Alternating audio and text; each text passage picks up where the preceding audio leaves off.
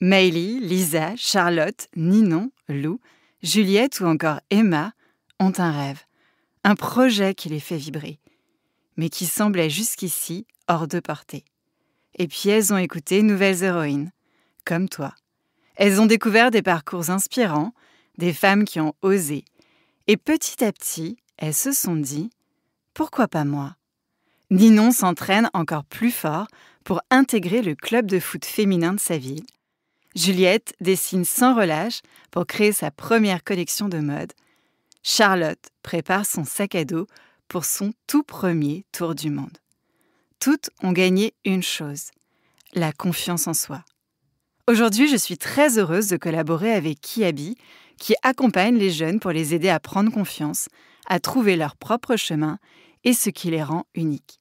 Et dans l'histoire que tu t'apprêtes à écouter, notre nouvelle héroïne va nous prouver qu'avec de l'audace, de la confiance et de la détermination, tout devient possible. Place à l'histoire. Nouvelles héroïnes. Je pense qu'il faut vraiment qu'on soit encore plus attentif à être le cœur ouvert et le regard ouvert sur l'autre. Parce qu'en réalité, on est tous différents. On veut tous essayer de se ressembler pour faire partie du groupe, mais ce qui est très beau, c'est qu'en fait, on est tous différents. Nouvelles héroïnes. J'avais mis des kilomètres aussi par rapport aux difficultés, par rapport à cette, à tout ce parcours. D'un coup, j'avais mis de la distance et je pouvais m'autoriser à devenir quelqu'un d'autre. Nouvelles héroïnes. Nouvelles héroïnes.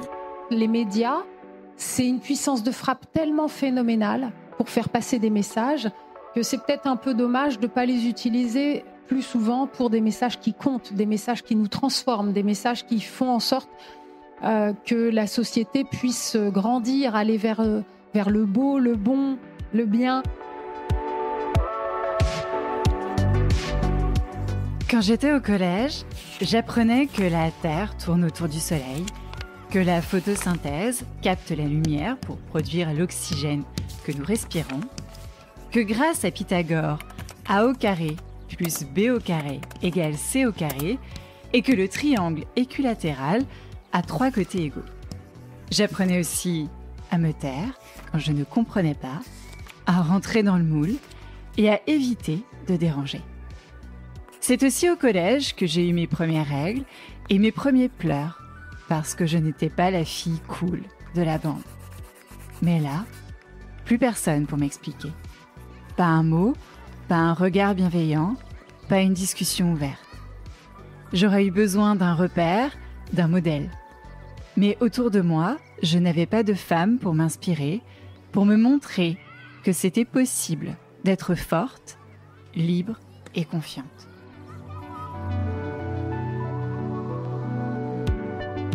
Comment on apprend à s'aimer quand personne ne nous montre le chemin ? Comment on se détache du regard des autres quand on ne nous a jamais appris à croire en soi ? Nouvelles héroïnes. Je suis Céline Steyer, maman de 2 filles, et j'ai eu envie de leur transmettre de nouveaux récits pour leur donner confiance.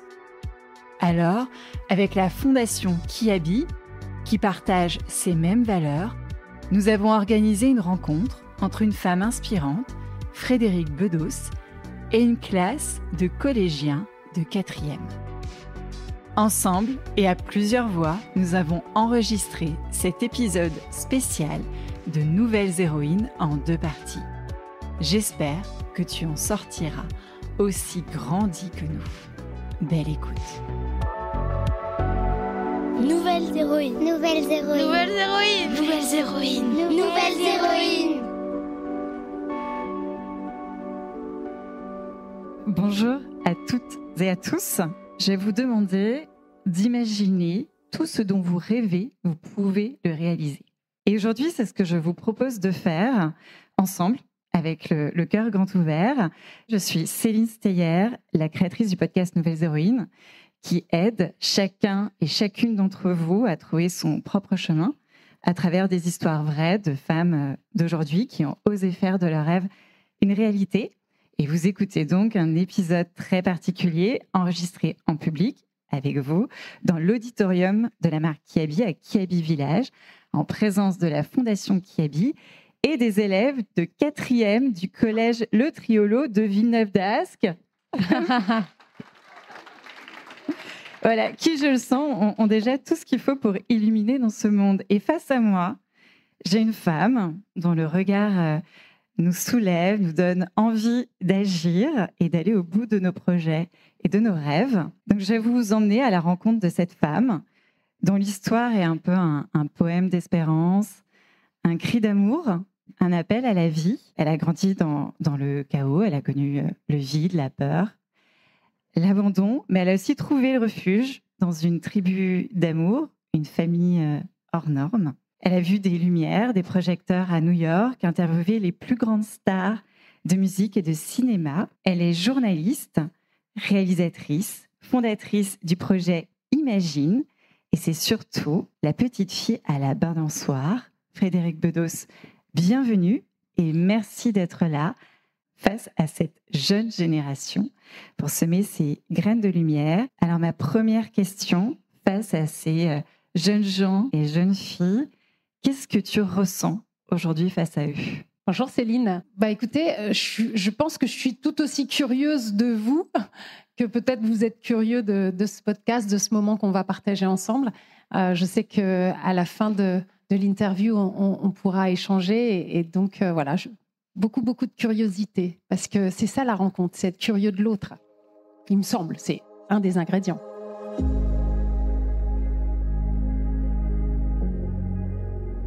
Alors, ton histoire commence dans une relation fusionnelle avec ta maman Jeanne, mais très vite, il y a un équilibre qui se brise. Tu l'écris dans ton livre, La petite fille à la balançoire. Tu as été une petite adulte miniature.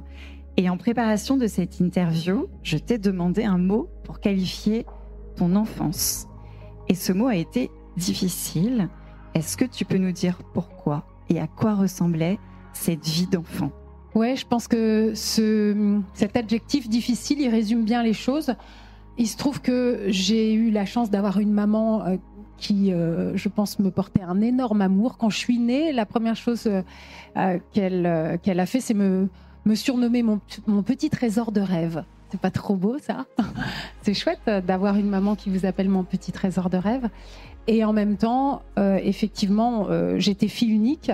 J'ai jamais connu mon père, qui a vite disparu du tableau, donc je l'ai jamais connu. Donc on était vraiment que toutes les deux. Et la première chose, c'est que on était très pauvres. Ma maman venait de l'assistance publique, elle avait été abandonnée quand elle était petite fille et elle a fugué à l'âge de 15 ans. Donc ce qui veut dire que pas de famille, pas d'argent, voilà, pas de filet de sécurité. Donc on était vraiment que toutes les deux. Et les premières années, alors que je suis bébé, elle prend soin de moi, je pense, avec énormément d'amour. Elle fait comme elle peut, hein. On vit comme on peut, mais en tout cas, en tant que bébé, je me rends pas compte.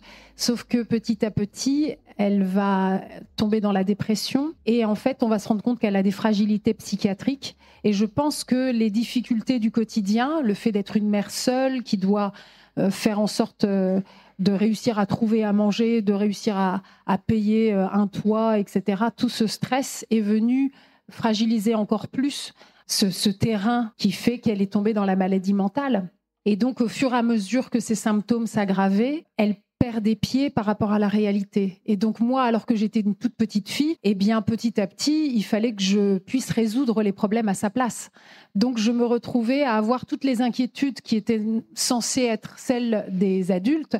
Eh ben c'est moi qui faisais face. Donc voilà, j'avais peur qu'elle dépense trop et qu'on n'ait pas de quoi finir le mois, qu'on puisse pas payer l'électricité. Et effectivement, on nous coupait très souvent l'électricité, le gaz. Et voilà, toutes ces choses du quotidien qui font que, oui, ça fait une enfance assez difficile. Mais à ce moment-là, tu as quel âge quand tu rentres dans ce quotidien et que tu régis un petit peu votre vie? Ça se fait graduellement. Moi, je n'ai pas une mémoire très précise des dates. Je vis un petit peu comme ça, moi. Mais je pense que ça a commencé très vite. Je me souviens, j'ai un souvenir un petit peu lointain comme ça, mais où je pense que je devais avoir 5-6 ans, je me souviens que je m'étais acheté des chaussons à talons. C'est énorme, non? J'avais des chaussons à talons. Alors que, vous voyez, j'ai pas de talons et j'ai toujours très mal marché avec les talons. Donc, qu'est-ce qui m'a pris ? Mais ça veut bien dire à quel point... Parce que vous savez, on dit toujours de se mettre dans les chaussures de quelqu'un. Eh ben, je crois que je m'étais vraiment mise dans les chaussures de l'adulte. Il fallait bien que quelqu'un prenne la responsabilité au quotidien. Et ben, je l'avais prise. Donc, vous voyez, il y a quelque chose comme ça. Donc, oui, je pense que c'est arrivé graduellement. Son état s'aggravait. Et donc, petit à petit, je prenais de plus en plus de responsabilités, et ce qui voulait dire aussi avoir de plus en plus d'angoisse. Parce qu'en fait, c'est ça, c'est que c'est très angoissant. On a bien conscience qu'on n'est pas à la hauteur, qu'on n'a pas tout ce qu'il faut pour faire face à tout ça, et en même temps, il n'y a pas le choix. Et très vite, en fait, tu as fait la connaissance d'une autre famille, d'une famille aux 1000 enfants, d'une famille de l'amour. Est-ce que tu peux nous en parler ? Oui, en fait, j'ai coutume de dire que j'ai eu une double enfance parce que c'était une enfance où j'ai fait des allers-retours. C'est pour ça aussi, c'est un mouvement de balancier. Ça s'appelle la petite fille à la balançoire. Ça, c'est aussi une métaphore. Il se trouve que cette famille adoptive, je l'ai rencontrée quand j'ai 2 ans et demi, 3 ans, donc très tôt. Alors que ma maman commence à avoir des problèmes de dépression, mais elle n'est pas vraiment tombée dans la maladie mentale. Mais on a ces problèmes d'abord de précarité, de pauvreté, qui font qu'à un moment, on se retrouve en contact avec cette famille. Et c'est là où on voit le contraste. D'un côté, j'étais fille unique en tête-à-tête avec ma maman, et de l'autre, cette famille adoptive, eh bien, là, il y a une vingtaine d'enfants venus du monde entier. Quand je dis une vingtaine, c'est à la fin de leur aventure. Au moment où je les rencontre, quand j'ai 2 ans et demi, 3 ans, il y a déjà une bonne dizaine ou douzaine d'enfants, quelque chose comme ça. Donc, c'est vraiment une toute autre réalité qui s'offre à moi. Et en fait, ce qui va se passer, c'est que je vais au début passer quelques semaines chez eux, avec ma maman d'ailleurs. On se réfugie à un moment là-bas pour pouvoir reprendre du poil de la bête parce qu'on était épuisés, qu'on avait besoin de se nourrir un peu mieux, etc. Et puis en fait, au fur et à mesure, ma mère va avoir des épisodes psychiatriques de plus en plus graves, ce qui fait qu'elle va être internée à l'hôpital psychiatrique pendant des semaines, puis après pendant des mois. Et donc dans les moments où elle est internée, je suis dans cette famille adoptive. Et je fais des allers-retours. Chaque fois qu'elle ressort, je repars avec elle. Donc j'ai vraiment une double expérience d'enfance complètement différente. Donc, c'est maman Marie-Thérèse et Michel. Comment tu vis parmi tous ces enfants ? Comment tu construis cette relation avec les autres avec qui tu n'es pas dans ton quotidien, en fait, parce que tu veux à chaque fois partir ? Juste un petit mot d'explication. Donc, ma maman, elle s'appelle Jeanne. Bon, j'ai perdu ma maman il y a 2 ans. Donc, elle s'appelait Jeanne. Et comme ma maman adoptive s'appelle Marie-Thérèse, donc j'avais maman Jeanne et maman Marie-Thérèse. Donc, c'est pour que vous compreniez, parce que ce n'est pas toujours évident de comprendre. Les choses se sont faites assez naturellement. Et je pense que c'est quelque chose qui est très typique de l'enfance. Je pense qu'en tant qu'adulte, parfois, on se pose plein de questions que les enfants, eux, ne se posent pas. Il y a quelque chose d'assez naturel. Il se trouve que dans cette famille, les enfants venaient du monde entier. Ils étaient tous atteints de plein de blessures différentes, de traumatismes. Ils avaient tous eu des parcours de vie très difficiles, eux aussi. Donc on avait ça en commun. C'est-à-dire qu'on était tous des enfants qui n'avaient pas été gâtés par la vie, qui n'avaient pas été choyés, protégés, etc. On avait tous en partage une réalité de fragilité, de danger, faire face aux dangers, d'inquiétude. Tout ça, on le connaissait dans notre chair, véritablement. Donc déjà, ça crée des ponts. Et il y avait vraiment une atmosphère de refuge dans cette famille. C'est-à-dire que d'un coup, on sortait d'une réalité où le danger était permanent, avec quand même la trouille, l'angoisse permanente. Et puis d'un coup, quand on pénétrait dans cette famille, on avait ce couple, Marie-Thérèse et Michel, qui était un couple responsable, qui prenait des décisions, qui s'occupait des choses du quotidien. Et donc, d'un coup, on avait le droit, on pouvait s'autoriser d'être des enfants. Donc, d'un coup, de ne plus penser à toutes ces choses et donc de commencer à goûter à la sécurité. Donc, déjà, ça, c'est un cadeau incroyable. C'est-à-dire que tous ceux qui vivent dans la sécurité depuis toujours ne se rendent pas compte du cadeau que c'est. C'est quand on l'a pas eu que là, on réalise. Donc, il y avait déjà beaucoup de points communs. Et alors, il y a une chose qui est très belle, qui m'a toujours beaucoup touchée chez mes parents adoptifs, c'est qu'ils disaient régulièrement qu'il y a une chose qu'ils détestent, c'est l'esprit de famille. Et c'est quelque chose qui peut être très choquant à entendre, parce que justement, beaucoup de gens sont très fiers de l'esprit de famille qu'ils ont réussi à mettre en place dans leur entourage proche. Voilà, nous, on est une famille soudée, etc. Et donc, ça veut dire on fait passer notre famille avant le reste et on va privilégier et on va faire en sorte que... Et puis, les autres, on verra bien. Et on voit bien que eux, ce qu'ils y voient, c'est vraiment justement cette notion d'enfermement, de créer un mur qui fait qu'il y a notre réalité, puis il y a les autres. Comme si les autres, c'était moins important. S'ils avaient été dans cet esprit de famille, donc un esprit refermé, ils n'auraient pas pu ouvrir leur maison, leur cœur à tous ces enfants qui venaient de partout. Ils avaient cet esprit qui permet effectivement sans arrêt d'agréger, de mettre une personne qui est censée être étrangère à la famille, et d'un coup, d'en faire famille, d'en faire famille humaine véritablement. Réussir sans arrêt à ouvrir le champ pour que l'autre se sente accueilli, se sente aimé, sente que là, il est protégé. Et vous voyez ce que je veux dire ? C'est ça la famille, c'est un refuge. Eh bien, eux, voilà, sans arrêt, ça veut dire qu'il y avait une agilité, une plasticité de ce que c'est que la famille. Je trouve ça très intéressant. Donc, du coup, c'était pour moi une évidence que c'était mes frères et sœurs.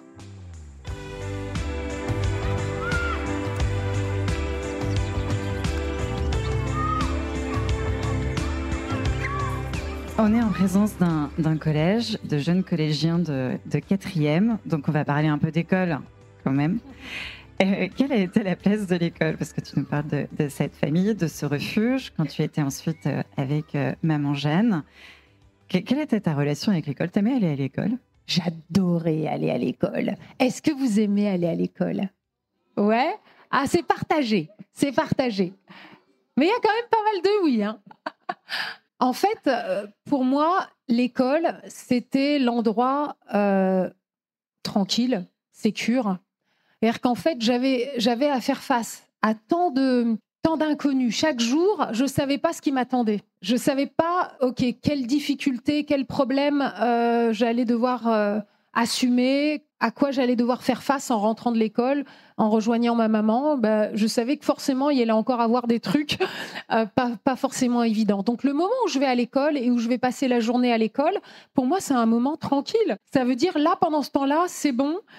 Tu as juste à être avec tes camarades d'école, à écouter ton ou ta professeur et apprendre. Mais quelle chance de pouvoir apprendre des choses. Pour moi, j'espère que c'est quelque chose que vous avez vous aussi, mais la curiosité, être curieux du monde, curieux de comprendre comment les choses fonctionnent, et aussi être curieux de tous ces camarades. Chez chacun de vous, vous êtes une histoire. Voilà, chacun de vous, il y a une histoire derrière vous. Et donc, à chaque fois qu'on se parle, qu'on apprend à se connaître, eh bien, je découvre tout un univers. Et c'est vrai que moi, il se trouve que, comme j'aimais beaucoup l'école, j'étais plutôt bonne à l'école. Et donc, j'ai eu la porte ouverte à des écoles qui étaient des écoles de très haut niveau, alors que souvent c'était des écoles privées qu'il fallait payer, et donc moi j'avais évidemment pas les moyens, avec ma maman on n'avait pas les moyens, et comme j'étais bonne à l'école, on me permettait d'aller dans ces écoles sans payer. Et donc la réalité c'est que la plupart des camarades avec lesquels je partageais ces journées d'école n'avaient absolument rien à voir avec ma réalité. C'était des enfants qui avaient une vie plutôt confortable, parfois même luxueuse, et donc c'était un tel contraste. Donc pour moi, en fait, leurs histoires, c'était presque féerique, c'était des contes de fées. Je ne savais pas qu'on pouvait vivre comme ça, avec des parents où tout va bien, on a une maison, une voiture, voire deux. Enfin, voilà. Et tout ça, il y avait cette rencontre de réalités différentes. En revanche, autant j'étais curieuse de leur vie, autant je cachais la mienne. Moi, j'avais honte de dire ma réalité à moi. Et c'est un très bon enchaînement parce que du coup, tu avais des copines. Comment parce qu'en fait, quand tu es à l'école, au collège, tu as des rendez-vous à la maison, tu fais des déjeuners, tu fais des soirées pyjama, etc. Comment tu vivais alors cette partie plus copain-copine en dehors de l'école ? Alors, c'est vrai que il y a eu des moments où donc, j'étais invitée chez les uns et les autres. Et donc, c'est là où d'autant plus je voyais le décalage entre leur mode de vie et le mien. Et donc, plus je réalisais ces différences, la profondeur de ces différences, plus j'avais honte. Et donc, évidemment, moi, j'invitais jamais chez moi. Je présentais rarement ma maman parce qu'en fait, j'avais toujours peur qu'elle ait un moment de folie. Alors, maman n'était pas folle. Elle n'était pas folle. Elle avait des problèmes psychiatriques, mais elle était très intelligente. Elle était même brillante. C'était une artiste. Mais évidemment, elle était imprévisible. on ne savait jamais à quel moment il pouvait sortir quelque chose d'inhabituel ou de choquant, ou même dans son attitude. Donc, du coup, je la cachais. Et quand je vous dis ça, je vous le dis parce que je pense que c'est important de se rendre compte des hontes qu'on peut transporter avec soi et de les regarder à distance. Évidemment, je vous dis ça maintenant que je suis adulte. Quand j'étais petite, je le vivais et je me posais pas des questions et je pouvais pas le mettre à distance. Mais c'est important après d'analyser un petit peu les choses. En réalité, je n'aurais dû avoir honte de rien. J'étais responsable de rien. J'avais rien fait de mal. Et ma maman non plus d'ailleurs. Mais la société est très conformiste. Elle est très cruelle aussi. Dès que vous ne ressemblez pas à ce qu'on attend de vous, à un schéma, un profil idéal, vous savez que vous pouvez être jugé, critiqué, rejeté, humilié. Et c'était ce que je voyais bien tous les jours dans la manière dont ma maman a été traitée.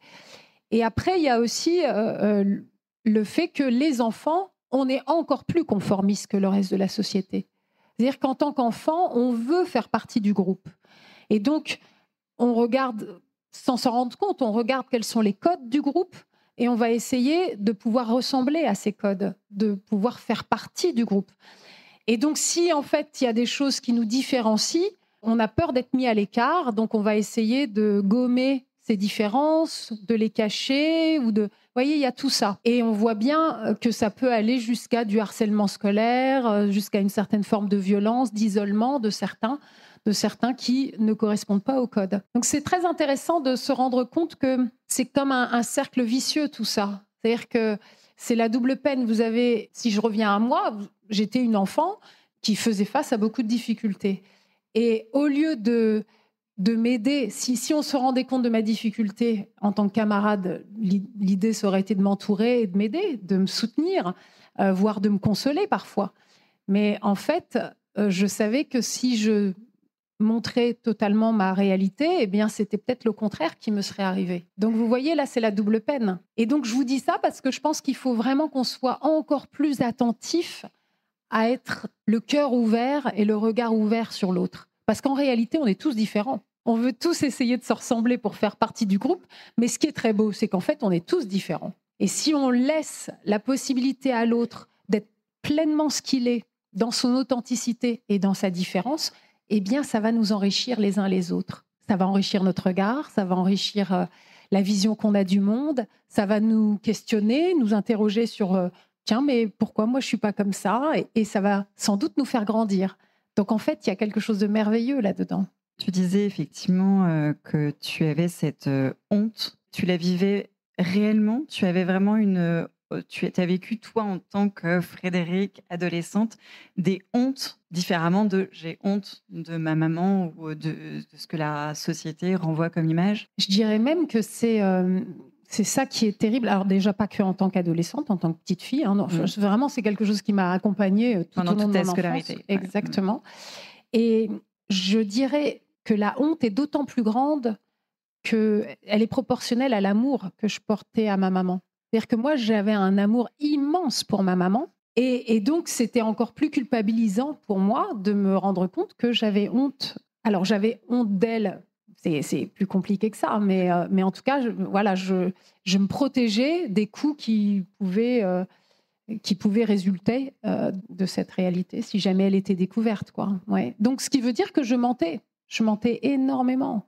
Je devais cacher cette réalité, donc je mentais sur ma réalité, je racontais des histoires, et c'est quelque chose de dur à vivre ça, parce que quand vous mentez, vous avez sans arrêt la peur qu'à un moment, la vérité soit découverte. Donc, vous mettez une énergie folle à nourrir ce mensonge, à protéger ce mensonge, tout en tremblant toujours à l'intérieur qu'un jour, le pot au rose soit découvert. C'est compliqué, hein. Est-ce que tu as été découverte ? Enfin, je dis, non, mais... de mon souvenir, pas par rapport à mes camarades. Mes professeurs, eux, savaient, parce que j'étais là, ils savaient bien que je ne pouvais pas payer cette scolarité. Alors, ils savaient une partie des choses. Je pense qu'ils n'avaient pas conscience jusqu'où ça allait, mais ils savaient que je n'étais pas une élève comme les autres. Mais ils restaient assez discrets, etc. Mais après, j'ai eu des moments où vraiment j'étais à ça qu'on puisse découvrir qu'il y avait quand même quelque chose de spécial. C'était une autre période aussi, il n'y avait pas les réseaux sociaux, il n'y avait pas plein de choses. Donc en fait, on pouvait tout à fait cacher une partie de notre vie. Moi, je pense que même avec les réseaux sociaux, etc., je pense qu'on baratine beaucoup sur les réseaux sociaux. Hein. Je dis ça comme ça. Parce que si on regarde sur les réseaux sociaux, Facebook, TikTok, etc., tout le monde a une vie de rêve. C'est pas incroyable. Vous êtes toujours en train de danser, chanter devant des beaux paysages. Bien, non, c'est pas vrai. Est-ce qu'au quotidien, vraiment, tout est comme ça? Est-ce qu'on n'a que des moments où... on est d'accord. Donc, on voit bien que ça aussi, c'est un miroir déformant, malgré tout. On essaye de donner une image de soi qui est peut-être un petit peu plus jolie que la réalité. Ce qui n'est pas forcément mal, mais c'est juste en avoir conscience. Juste avoir conscience que la réalité que je montre n'est peut-être pas totalement ma réalité à 100%, ce qui veut aussi dire que la réalité que je découvre de mes camarades n'est peut-être pas non plus à 100% celle-là. Parce qu'autrement, si on se compare, on a l'impression qu'on a une vie toute naze par rapport à celui de son voisin. Et ça, c'est... Vous voyez ce que je veux dire? Donc non, en réalité, avoir conscience que, voilà, il y a à boire et à manger dans tout ça.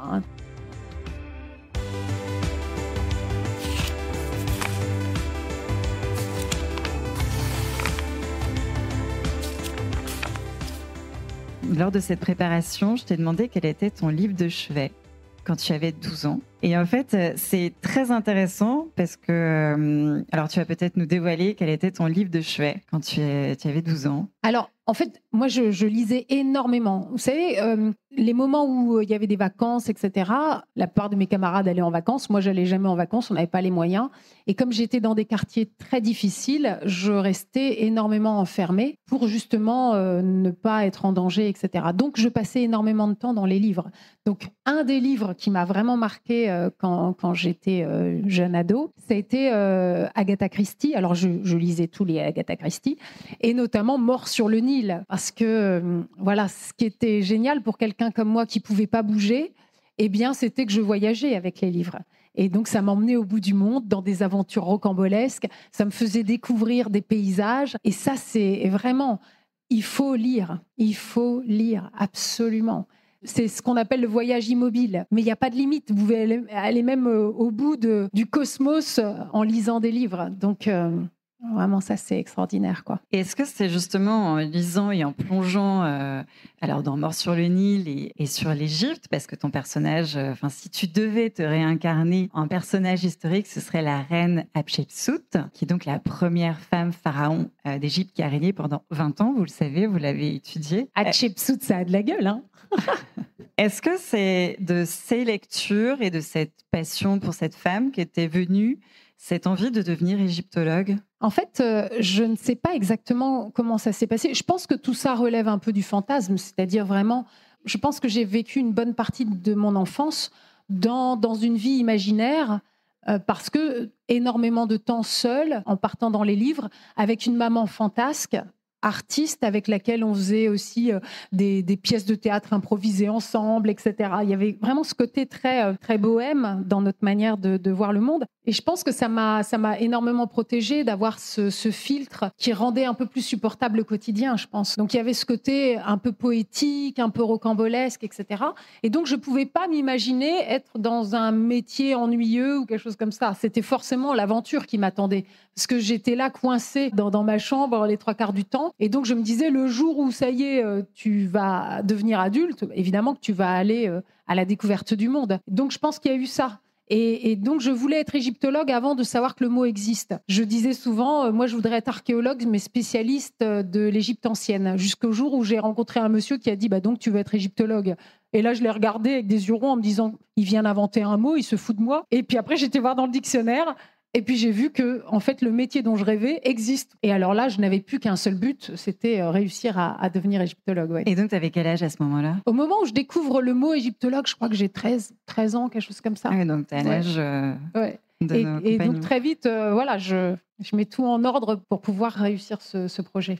Et alors, quelles sont les études? Comment on fait pour devenir égyptologue? Alors, en fait, j'ai découvert que... moi, j'étais très impatiente parce que ce désir-là me brûlait depuis tellement longtemps. Et donc, je me disais, dès que j'ai le bac, je veux pouvoir faire de l'égyptologie. Et en réalité, il n'y a qu'une seule école qui permet de faire de l'égyptologie tout de suite après le bac, c'est l'école du Louvre. Et donc, c'est l'école qui est adossée au musée du Louvre. Si vous avez d'autres études complémentaires sur l'égyptologie qui peuvent se faire notamment à la Sorbonne, ce que j'ai fait aussi, mais à partir de la licence.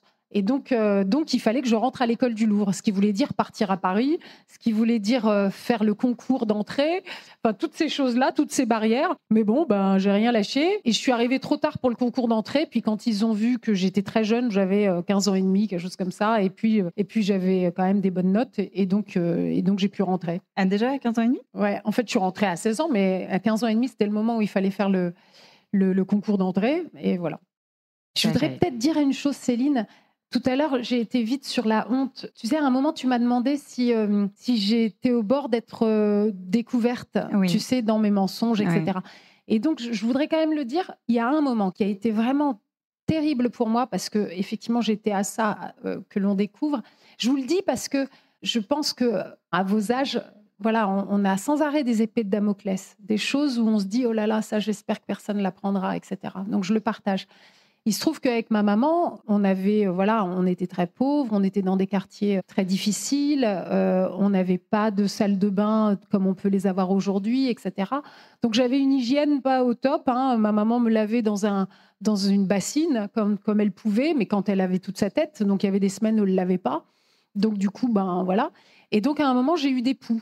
Et j'avais la tête pleine de poux. Et un jour, je suis à l'école et je vois qu'il y a un poux qui saute, quoi. Je tremble de peur que, en fait, mes camarades découvrent que je suis pouilleuse. Et surtout que je savais que si on découvrait que vous aviez des poux, on vous rasait la tête. Et là, vous aviez la honte dans tout l'établissement scolaire. Je vous dis ça parce que j'étais à ce que ça arrive. Finalement, personne s'en est aperçu et j'ai réussi à me débarrasser des poux. Ça a été très compliqué, très dur. Et c'était vraiment une période vraiment pas facile où je tremblais de peur tous les jours. Et je vous dis ça parce que vraiment, si autour de vous, vous avez un camarade ou une camarade qui, à un moment, est dans une grande difficulté, se retrouve face, ça peut être quelque chose comme ça. Après, j'ai eu la gale, c'était pas beaucoup mieux, je peux vous dire que ça gratte. Il peut y avoir plein de choses qui nous arrivent dessus. Les épreuves, elles font partie de la vie. Et tous, quelle que soit notre situation, on va avoir des épreuves à gérer. Et donc, au lieu de facilement se moquer, rigoler de l'autre, l'humilier, vraiment montrer votre noblesse de cœur, votre intelligence en allant à son secours, en lui tendant la main, en l'aidant, en le soutenant, en faisant corps autour d'elle, de cette personne qui a besoin de vous à ce moment-là. Parce que vous savez, une personne qui a besoin de vous, c'est un cadeau pour vous. Chaque fois que vous avez une personne qui vous demande de l'aide, ne vous dites pas « Oh là là, c'est pénible » et tout ça. Cette personne qui vous demande de l'aide, c'est un moment cadeau pour vous. Parce que ça va être le moment pour vous de pouvoir révéler votre bonté, de pouvoir découvrir que vous êtes bien plus gentil, bien plus serviable que vous ne le pensez, de pouvoir véritablement le vivre. Donc c'est un cadeau pour vous, c'est une occasion de grandir. Et un jour ou l'autre, ce sera à vous, vous aussi vous aurez besoin d'aide. Et vous voyez, la vie c'est ça, c'est ce cercle-là. Nous avons tous besoin les uns des autres, tous.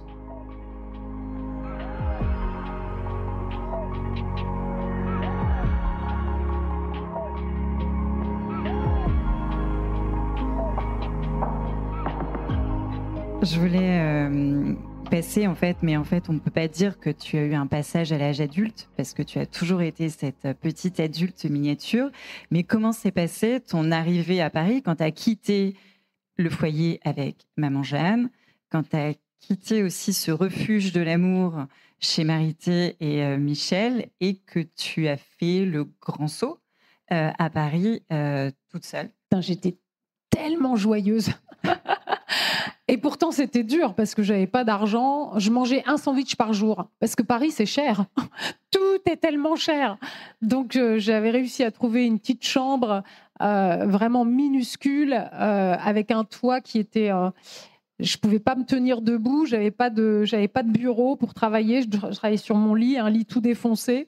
Vraiment, c'était vraiment des conditions plus que compliquées. Mais en même temps, la beauté de Paris. Je me souviens, je me baladais sur les quais, le soir qui tombait. Vous savez, on dit toujours Paris by night, le Paris illuminé. C'est-à-dire, Vous savez que le monde entier veut voir Paris. C'est la ville la plus visitée au monde. Et on peut vraiment être fier en tant que Français, c'est toute notre culture. Et donc, je me baladais dans les rues et je me disais, cette beauté, il n'y a pas besoin d'être riche. On peut ne pas avoir de sous et on a le droit de se nourrir de cette beauté, c'est pour nous aussi. Et donc, en plus, je faisais l'école du Louvre, donc j'étais vraiment tout le temps dans la beauté, avec toutes ces œuvres d'art, etc. Et enfin, je faisais ce que je désirais faire depuis toujours, donc je me plongeais dans l'égyptologie. Et donc, oui, vraiment, c'était une grande joie et ça me faisait complètement oublier les difficultés. Et tu goûtais une sorte de liberté que tu n'avais pas connue, en fait, parce que tu avais toujours cette dépendance à Maman Jeanne, ou ton refuge, qui était plus un cocon, mais là, tu avais cette liberté, c'était une soif d'aventure. Ouais. Tu commençais un peu ta vie d'aventurière. C'était déjà l'aventure, et en plus, c'était aussi... C'est ça qui est drôle, c'est que j'ai eu une enfance où j'étais une petite adulte. Là, j'ai eu l'impression de commencer mon adolescence, quoi.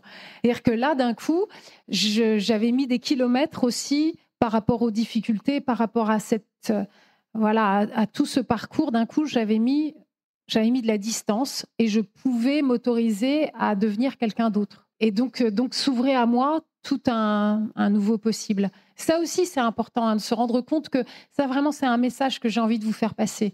C'est la vie, il y a des hauts, il y a des bas. Donc, il y a des moments où on a l'impression, on est euphorique tellement il y a plein de belles choses qui nous arrivent.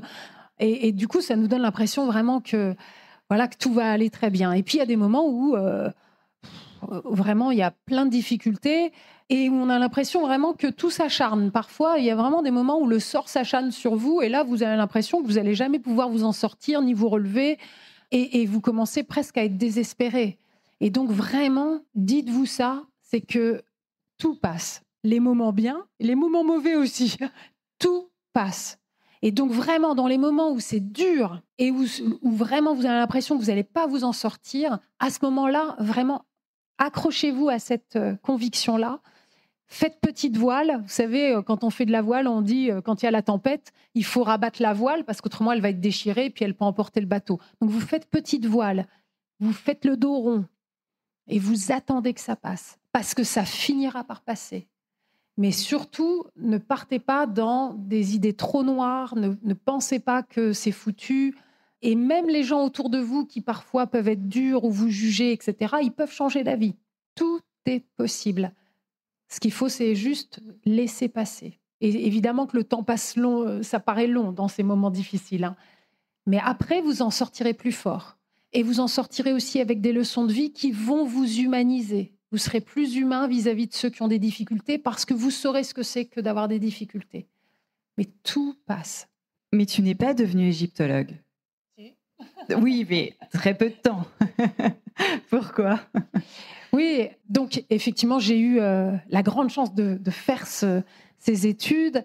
Et au moment où vraiment je dois me lancer dans cette carrière d'égyptologue, ma vie va basculer. Il se trouve que, alors que j'étais donc en train de terminer mes études à l'école du Louvre, j'étais dans un restaurant près du Louvre avec une camarade étudiante comme moi, et puis il y a un monsieur qui arrive, un Américain qui arrive à ma table, qui me dit qu'il m'a observé pendant tout mon repas. Je me dis, c'est qui ce type ?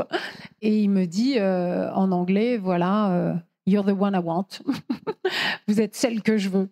Et je me dis, mais qu'est-ce que c'est que cette histoire ? Et en fait, c'était le PDG d'une chaîne de télé aux États-Unis. Et il a eu un coup de foudre sur moi. Et à ce moment-là, il découvre que j'ai des connaissances culturelles, artistiques. Je suis historienne de l'art. Et il me demande si je veux bien faire des essais à New York pour une chaîne qui venait de lancer. Et en fait, ça va très vite dans ma tête parce que sur le coup, vraiment, je me demande si c'est sérieux, mais après, il revient avec son assistante et tout. Donc, tout a l'air de montrer qu'en fait, c'est pas du bidon. Et là, ça va très vite dans ma tête. Et je me dis, ce gars me propose d'aller à New York pour faire des essais. Et en fait, l'histoire de la chaîne de télé et tout, c'est même pas réel dans ma tête. C'est juste de me dire, qu'est-ce que j'ai à perdre ? En gros, au pire, j'aurais vu New York. Moi, j'avais jamais été aux États-Unis. J'avais tellement peu voyagé dans ma vie. J'avais été une fois en Égypte sur mes petits deniers. Et donc, je me suis dit, c'est l'aventure, quoi. Et évidemment, ça va complètement changer le cours de ma vie, quoi. Parce que du coup, tu travailles plus dans les paillettes. Tu es animatrice. télé. Je commence comme reporter culturel pour cette chaîne. Et ça veut dire que j'apprends tout sur le tas. J'arrive à New York et effectivement, je connais rien du tout à ce métier. J'y ai même jamais pensé. Je connais pas le milieu des médias. Je connais pas non plus le milieu des stars. Je connais rien à tout ça. Mais je pense que j'étais tellement éloignée de tout ça que ça a donné sans doute une fraîcheur. C'est-à-dire que j'y allais avec beaucoup d'innocence et beaucoup de joie parce que, franchement, par rapport aux difficultés que j'avais eues dans mon enfance, tout ça me paraissait fastoche, sympa, voilà. Et donc, j'apprends ce métier sur le tas et c'est assez passionnant. Et donc, je me retrouve dans une carrière médiatique, quoi. Et j'apprends aussi peu à peu à être journaliste, voilà.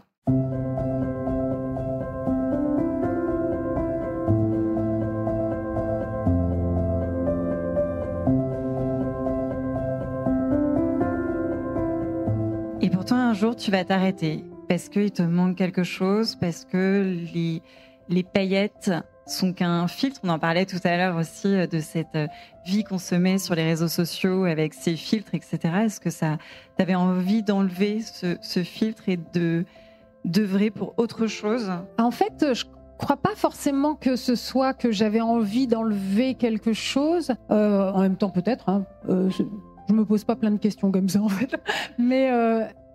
Mais c'est surtout qu'à un moment, j'ai été rattrapée par mon histoire personnelle, l'histoire que je viens de vous raconter. C'est quand même une histoire dans laquelle il y a une expérience de vie qui est très riche et qui fait que je me sens une personne très en empathie avec tous ceux qui m'entourent. Et donc, j'avais besoin de rajouter du sens. Voilà, je me suis toujours dit qu'en fait, les médias, c'est une puissance de frappe tellement phénoménale pour faire passer des messages que c'est peut-être un peu dommage de ne pas les utiliser plus souvent pour des messages qui comptent, des messages qui nous transforment, des messages qui font en sorte que la société puisse grandir, aller vers le beau, le bon, le bien. Et donc voilà. Et donc, quand je faisais des interviews de stars, etc., à chaque fois, j'y mettais beaucoup d'humanité. Donc, je faisais des interviews assez intimes et je crois que je suscitais la confiance chez les personnes qui répondaient à mes questions. Donc, elles partageaient des choses qu'elles n'avaient pas forcément l'habitude de partager. Donc vraiment, je n'ai pas à rougir du tout de tout ce que j'ai fait pendant toute cette période. Mais à un moment, il y a un appel qui se fait, qui est encore plus fort. Et moi, l'appel, c'était de me dire, en tant que journaliste, je voyais bien que sur toutes les questions sérieuses par rapport à la politique, aux questions sociales,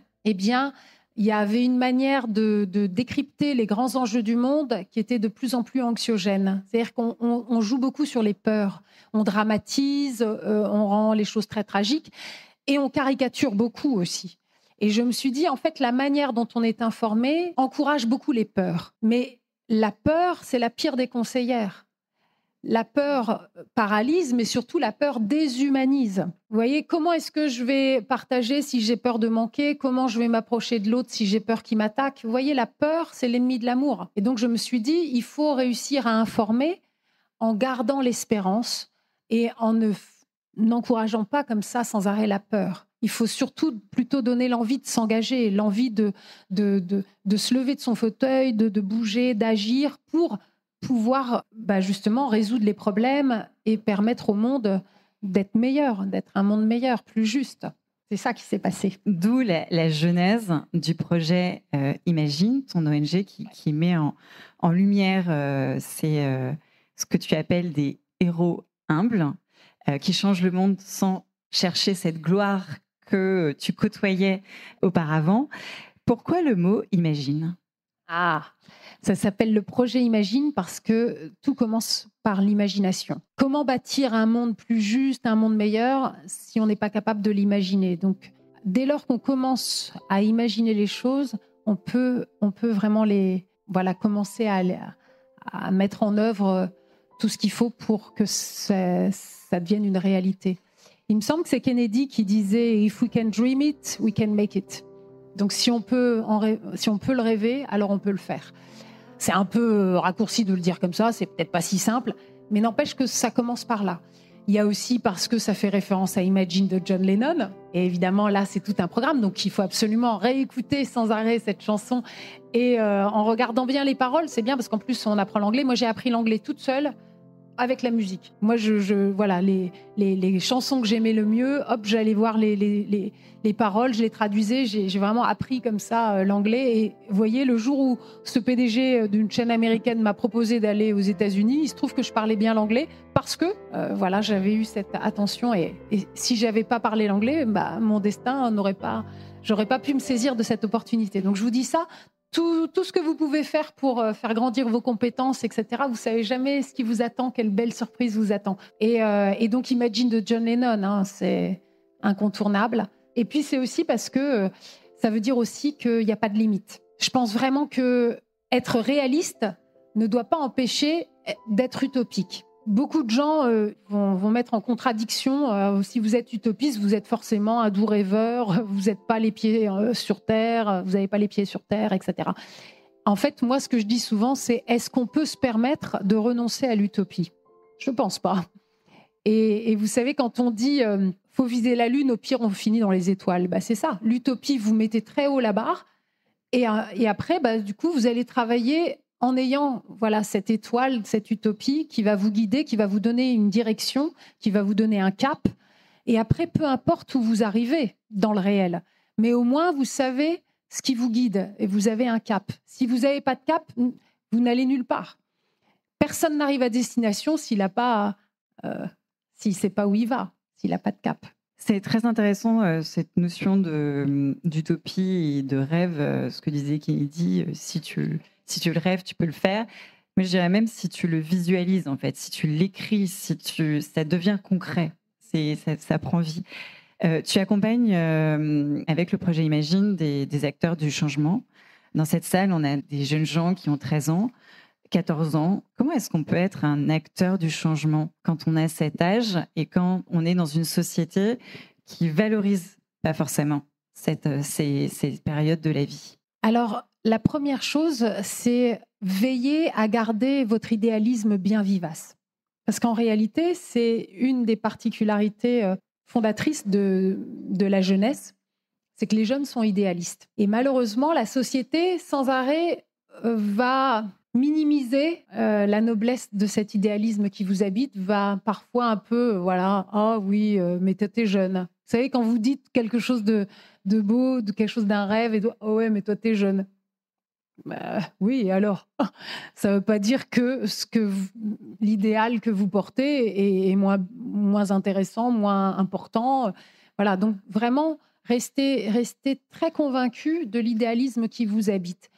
Et concernant la jeunesse, moi je dis toujours, je déteste le fait qu'on mette les gens dans des cases, les jeunes d'un côté, les vieux de l'autre, etc. J'ai horreur de ça. Je ne fais pas de jeunisme. Pour moi, il y a une jeunesse d'esprit. Il y a des jeunes qui sont déjà vieux. C'est comme ça, qui ont vraiment un esprit déjà où on a l'impression que...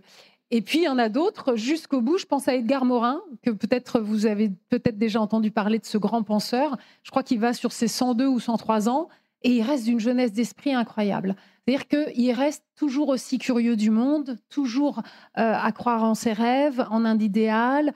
Et c'est ça qui garde la jeunesse. Donc, vraiment, être attentif à ce qui habite votre cœur. Parce que votre cœur, ça va être votre boussole. Si vous perdez cette boussole, alors oui, vous allez très vite devenir vieux. Vieux et chiant et con. Pourquoi ? Parce que s'il n'y a pas d'idéal, très vite, les amis, c'est mort, quoi. Ce qui est vivace, ce qui est vivant, c'est vraiment ce qui nous pousse comme ça qui nous donne de l'allant, qui nous pousse à aller plus loin, plus haut, plus fort. Vous voyez ? Il y a vraiment quelque chose d'une énergie de vie, quelque chose qui vous propulse. Et puis dès lors que vous restez vraiment comme ça, campé sur vos certitudes, que vous êtes fermé d'esprit, que vous savez mieux que tout le monde, etc., là, ça devient très... ça manque de vie, quoi. Vous voyez ? En fait, c'est cette curiosité permanente de savoir qu'on n'a pas la science infuse, on ne sait pas tout, que tous les jours on apprend. Donc gardez cet esprit qui apprend.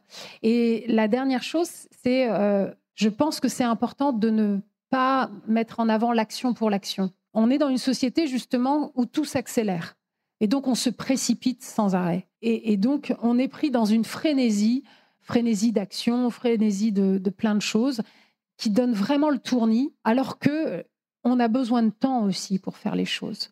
Et même pour les apprécier, pour se rendre compte de ce que l'on vit, pour sentir aussi le présent. Moi, je parle souvent de l'épaisseur du présent. Il faut habiter le présent. Et aujourd'hui, voilà, tout est là pour sans arrêt qu'on soit dans le passé, en train de ressasser le passé, ou de se projeter dans le futur. Et pendant ce temps-là, on ne vit pas, parce que le seul moment où vous êtes en vie, c'est dans le présent.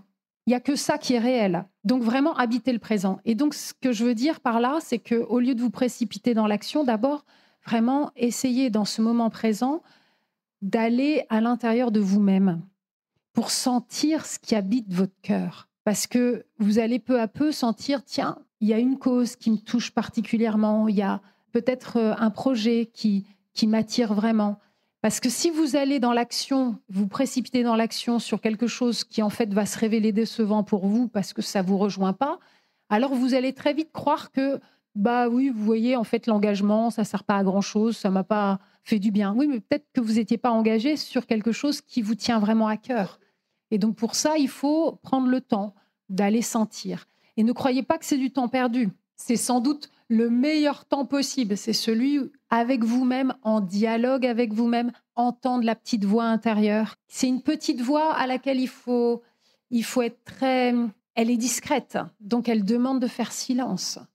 C'est difficile de faire silence dans un monde de brouhaha comme ça, de chaos comme ça. Tout le temps, vous êtes sollicité, tout le temps, il y a des nouveaux clics à faire, etc. Donc, ça demande une vraie volonté de votre part de dire « je vais mettre ça de côté, là, et puis je vais faire un rendez-vous avec moi-même ». Et vous allez voir, si vous êtes capable d'avoir ce rendez-vous avec vous-même, qui est quand même un rendez-vous d'amour avec vous-même, alors vous serez peut-être capable d'aimer les autres. Parce que si vous ne vous aimez pas vous-même, ça va être dur d'aimer les autres. Contrairement à ce que souvent on dit « ah oui, mais ça c'est de l'égoïsme », c'est pas vrai. C'est pas vrai. Si vous n'êtes pas capable de vous aimer, ça va être difficile d'aimer les autres. Donc c'est aussi un cadeau que vous faites aux autres en apprenant à vous aimer.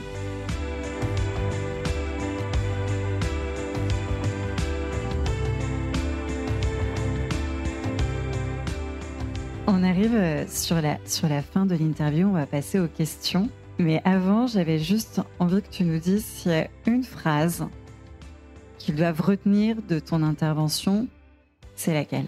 C'est important, tout passe. Je vous dis ça parce que je ne vous connais pas. On se rencontre là ce matin, mais je sais que dans votre génération, il y a beaucoup de jeunes de votre âge qui sont quand même très perturbés par ce qui se passe dans le monde aujourd'hui et qui se sentent angoissés, qui se sentent aussi très impuissants, que ce soit aussi vis-à-vis de la crise environnementale, climatique, l'effondrement de la biodiversité, tout ça.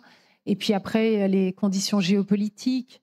Voilà, toutes ces tensions aujourd'hui dont on a l'impression que ça nous dépasse, d'autant plus quand on est un enfant.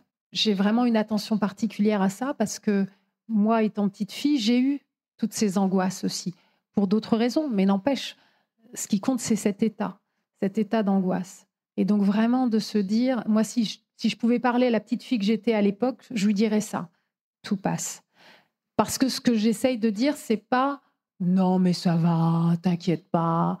Non, vous avez peut-être des épreuves à traverser qui sont vraiment pas drôles du tout.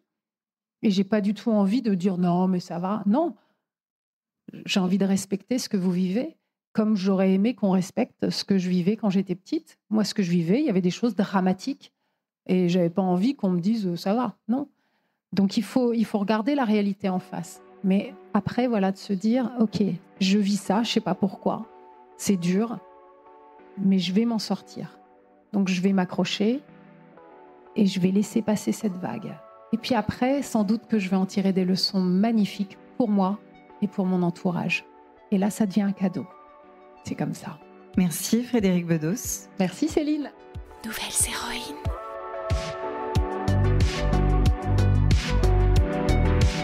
L'interview de Frédérique Bedos est terminée. Mais son histoire, elle, continue de résonner. J'espère qu'elle t'a touchée, comme elle m'a touchée. Parce que Frédérique, c'est une femme qui aurait pu tout laisser tomber. Pourtant, elle a choisi l'amour, elle a choisi d'espérer pour elle et pour les autres. Si tu veux suivre ce qu'elle fait, et je te le recommande vraiment, va faire un tour sur le site du projet Imagine. Le lien est dans la description de l'épisode. Et un immense merci à la Fondation Kiabi pour croire en ceux qui grandissent. Merci aussi au collège Le Triolo, les élèves, les profs, tous, pour cette rencontre pleine de cœur C'était fort, c'était vrai. À très vite, ici, pour d'autres rencontres aussi inspirantes. Nouvelles héroïnes. Je t'invite désormais à écouter les questions des élèves posées à Frédéric Bedos dans l'épisode 2 de cette mini-série spéciale.